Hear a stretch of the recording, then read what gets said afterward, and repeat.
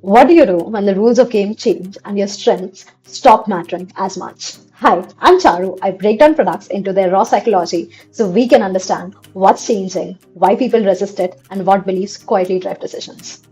Let's talk about Nokia. So, the truth about Nokia that it faced was the phones were turning into software platforms. At that time, apps mattered, ecosystems mattered, and the user experience mattered more than how durable the phone is. Now, they were great at hardware engineering, supply chain, manufacturing at scale. Software didn't feel like their game. And when something doesn't feel like your game, the natural instinct is to downplay it. This is where cognitive dissonance shows up. Cognitive dissonance is what you feel when two things are true at the same time and they sit well together. On one side, smartphones are clearly growing. This matters. And on the other side, this doesn't really align with how we went. That tension is actually quite uncomfortable, right? Now, we don't usually say, okay, let's rethink everything. We try to reduce the discomfort. Comfort. We say things like, our phones are more reliable. People don't need all these apps. Battery life matters more. And again, these weren't stupid thoughts. They were just kind of protective ones. They helped Nokia feel that they were in the right market, serving the right kind of people who focused on these things too, and who focused on these things more importantly. Now, without having to change them deeply. Now, that's cognitive dissonance in actual action. This is what leaning out looks like. It is not denial. It is not about arrogance, and but being so anchored to what made you feel successful that you stop fully listening when the market starts speaking differently.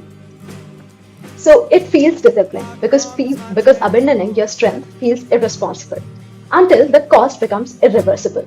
Leaning in would have been hard. It would have meant treating softwares as the core product, letting go of hardware superiority, moving faster to then what was felt comfortable.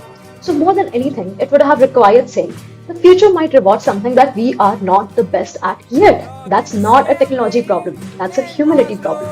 While Nokia hesitated, others leaned in. Platforms formed, developers committed, users' habits logged in. And once ecosystems solidified, catching up wasn't just difficult, it was almost impossible. Nokia didn't disappear overnight. They lost relevance gradually and then suddenly. Now, this story matters because change is speeding up. Today, new ideas don't just improve your old systems, they replace the logic behind them, which means you will feel this more often. This doesn't make sense. This threatens what we are actually good at. That feeling isn't a sign to retreat. It's a signal to slow down and pay closer attention to how the core being changed. So leaning out isn't about being wrong. It's about being so sure you're right that you stop learning anyways. And in fact, changing in the changing markets, that's usually where the decline actually starts. This video isn't about Nokia, it's about noticing the moment when new information feels unsafe because that moment, more than any dashboard or metric, is where the future usually begins. If you enjoy looking at products and change this way, I'll be doing more of these.